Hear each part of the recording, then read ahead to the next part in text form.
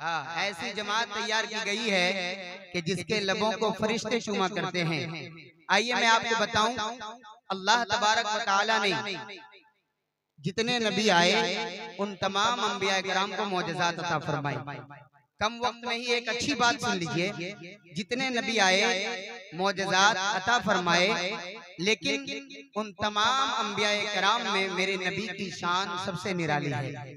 मुस्तफा जाने रहमत की शान सबसे निराली और सबसे जुदा है और सबसे अरफा व आला है। इस निहत से अल्लाह तबारक व तआला ने मुस्तफा जाने रहमत को मोजज़ा भी बड़ा आला अता फरमाया, मोजज़ा भी बड़ा आला अता फरमाया। याद रखें कि मोजज़ा दो तरह के होते हैं, एक होता है हिस्सी मोजज़ा और एक है अक्ली मोजज़ा। हिस्सी मोजज़ा ये जल्दी समझ में आता है, इसके लिए बहुत ज्यादा डीपली मुताले की जरूरत नहीं है, बहुत ज्यादा इसके लिए पढ़ने की जरूरत नहीं है। बस वो हवास के सामने आ गया, समझ में आ गया, हाँ ये मोजज़ा है। हजरते मूसा अलैहिस्सलाम का आसा ये हिस्सी मोजज़ा है, जमीन पर फेंका तो अज़दहे की सूरत इख्तियार कर लिया, ये मूसा अलैहिस्सलाम का हिस्सी मोजज़ा है। हजरत ईसा अलैहिस्सलाम बीमारों को एक हाथ लगा देते तो शिफा अता फरमा देते, ये हजरत ईसा अलैहिस्सलाम का हिस्सी मोजज़ा है। इसी तरह हजरत सुलेमान अलैहिस्सलाम की ऊंटनी पहाड़ से निकली, ये भी हिस्सी मोजज़ा है। इसके लिए बहुत ज्यादा पढ़ने की जरूरत नहीं है, लेकिन आइए मेरे मुस्तफा करीम के मोजज़े की तरफ आते हैं। मुस्तफा करीम सल्लल्लाहु अलैहि वसल्लम इरशाद फरमाते हैं कि तमाम अंबिया किराम के मुकाबले में जो मोजज़ा मुझे अता फरमाया गया था वो मोजज़ा क्या है? फरमाया इन्नमा काना लज़ी ऊतीतहु वहयन औहल्लाहु इलैया, फरमाया वो मोजज़ा कुरान है जो अल्लाह ने मुझ पर नाजिल फरमाया। जिंदाबाद जिंदाबाद, नारे तकबीर, नारे रिसालत, शहंशाह बगदाद कॉन्फ्रेंस, फैज़ाने कुरान, एजाज़े कुरान, जिंदाबाद जिंदाबाद। वाह वाह वाह वाह, क्या कहने हाजी साहब, जिंदाबाद, बहुत उम्दा, बहुत उम्दा, माशाअल्लाह। हाँ, वो मोजज़ा कुरान है जो अल्लाह ने मुझे अता फरमाया। और आपको मैं बताऊं, ये कुरान ये हिस्सी मोजज़ा नहीं है, कुरान अक्ली मोजज़ा है। कुरान को समझने के लिए सिर्फ कुरान सामने ला दिया तो कुरान समझ में नहीं आएगा, उसके लिए तुम्हें मदरसे में जा करके पढ़ना पड़ेगा, पढ़ने के बाद उसमें मुताला करना पड़ेगा, उसमें डूबना पड़ेगा, उसमें अक्ल खपानी पड़ेगी, उसमें दिमाग लगाना पड़ेगा। इसीलिए कहा कि मेरे मुस्तफा करीम के हिस्सी मोजज़ात तो बेशुमार हैं, कदम कदम पे मेरे नबी का हिस्सी मोजज़ा है।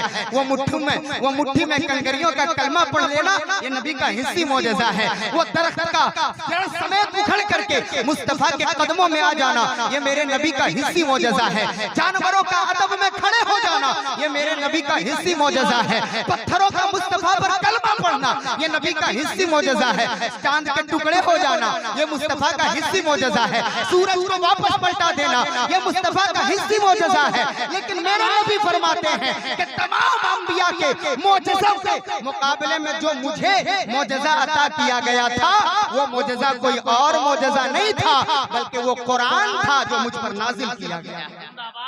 इस लिहाज से कुरान मुक़द्दस पढ़ने वालों की बड़ी अज़मतें हैं, बड़ी अज़मतें हैं।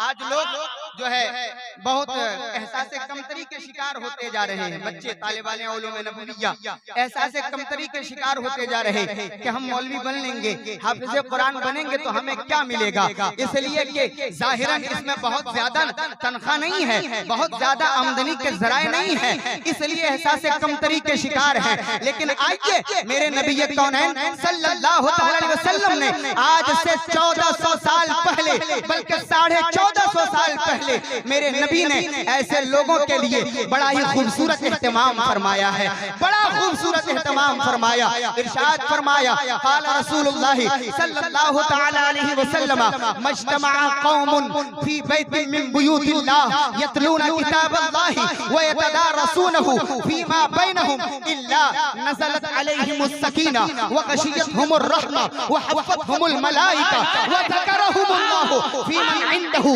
मेरे नबी फरमाते हैं कि सुनो, अगर ये कुरान पढ़ने वालों की बहुत ज्यादा तनख्वाह नहीं होती, लेकिन सुनो, आओ मैं इसकी बरकतें बताता हूँ। मेरे नबी फरमाते हैं ये आज और कल की बात नहीं है, ये उस वक्त की बात नहीं, जब तक मैं रहूंगा तब तक की बात नहीं है, बल्कि मेरे नबी क़यामत तक के मुसलमानों को ये पैगाम दे रहे हैं और ये खुशखबरी सुना रहे हैं। इरशाद फरमाया कि जब कुछ लोग एक जगह जमा हो जाएंगे अल्लाह के घरों में से किसी भी घर में, यानी पूरी दुनिया ही अल्लाह का घर है, पूरी जमीन अल्लाह का घर है, तो पूरी रूए जमीन पर कहीं भी कौम बैठ जाएगी और वो बैठ करके कुरान की तिलावत करेगी तो उसको चार बहुत ही अहम नबी कौनैन सल्लल्लाहु अलैहि वसल्लम की तरफ से तोहफा दिया जाएगा। वो तोहफा क्या है? फरमाया नज़लत अलैहिमुस सकीना, सबसे पहले उन लोगों के ऊपर सुकून की बरसात नाजिल होगी, सुकून की बरसात नाजिल होगी, उसके ऊपर सकीना नाजिल होगा। और कुरान खुद कहता है, क्या कहता है? अला बिज़िक्रिल्लाहि तत्मइन्नुल कुलूब, अल्लाह के जिक्र से ही दिलों को सुकून मिला करता है। आज लोग सुकून के तलाश में जगह जगह के चक्कर लगाते हैं, कभी हॉस्पिटलों के चक्कर, कभी दवाखानों के चक्कर, कभी गोलियां खा करके सुकून तलाश करते हैं। मैं कहता हूँ अरे सुकून गोलियों में नहीं है, सुकून कुरान की बोलियों में है, सुकून मुस्तफा की जो है आयात में है, कुरान की आयतों में सुकून है। फरमाया नज़लत अलैहिमुस सकीना, सबसे पहले तो उस पर सुकून नाजिल होगा और उसके बाद क्या होगा? फरमाया व गशियतहुमुर रहमा, और अल्लाह के फरिश्ते यानी रहमतें चारों तरफ से उस जमात को ढांप लेंगी, उस जमात को चारों तरफ से चारों तरफ से ढांप लेगी। यानी जितने लोग कुरान की तिलावत कर रहे हैं, और उसमें चूंकि यहाँ हदीस शरीफ में आया यतदारसूनहु, बाबे तफाउल का मस्दर है, कहा यतदारसूनहु, मतलब क्या हुआ? सिर्फ पढ़ना नहीं बल्कि पढ़ाना, पढ़ना और पढ़ाना, पढ़ना और पढ़ाना, ये काम जहाँ पर हो रहा है अल्लाह के फरिश्ते रहमत के साए में उसको ढांप लेंगे। और उसके बाद क्या होगा? कहा वहफ़तहुमुल मलाइका, और अल्लाह तबारक व तआला नूरियों को उसके तवाफ के लिए भेज देगा, उसके तवाफ के लिए। जो जमात कुरान की तिलावत कर रही है उसके तवाफ के लिए आसमान से फरिश्ते आते हैं, सुभान अल्लाह, आसमान से फरिश्ते आते हैं। और उसके बाद आखिरी फरमाया व ज़करहुमुल्लाहु फी मन इंदहु, और सबसे लास्ट में क्या है कि अल्लाह तबारक व तआला फरिश्तों के दरमियान उस जमात का जिक्र करता है, फरिश्तों के दरमियान उस जमात का जिक्र करता है। आज अल्लाह रब्बुल इज्जत फख्र के साथ उस जमात का जिक्र फरिश्तों के दरमियान करता है।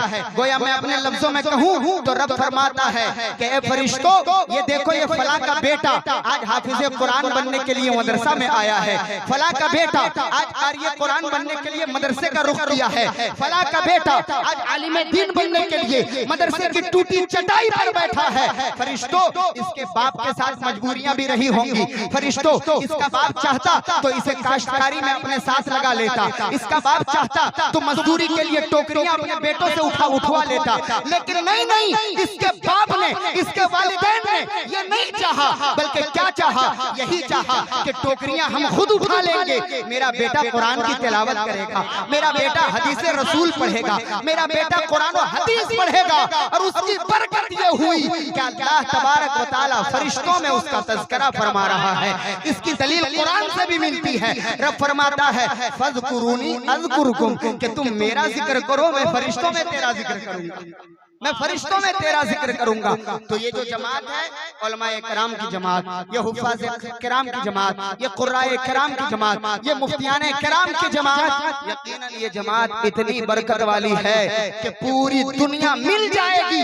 इनको जो बरकतें मिल रही हैं पूरी दुनिया मिल करके वो बरकतें नहीं दे पाएंगी।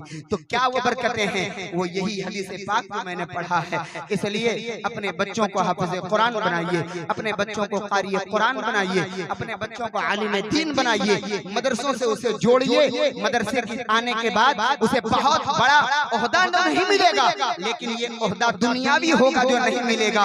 आखिरत में उसका ओहदा सबसे चमकदार होगा, आखिरत में उसका ओहदा बड़ा होगा। इसलिए अपने बच्चों को कुरान की तरफ जोड़िए। और ये मदरसे का पैगाम है कि यही है आरजू, तालीम कुरान आम हो जाए, हर एक परचम से ऊंचा परचम इस्लाम हो जाए। वमा अलैना इल्लल बलाग।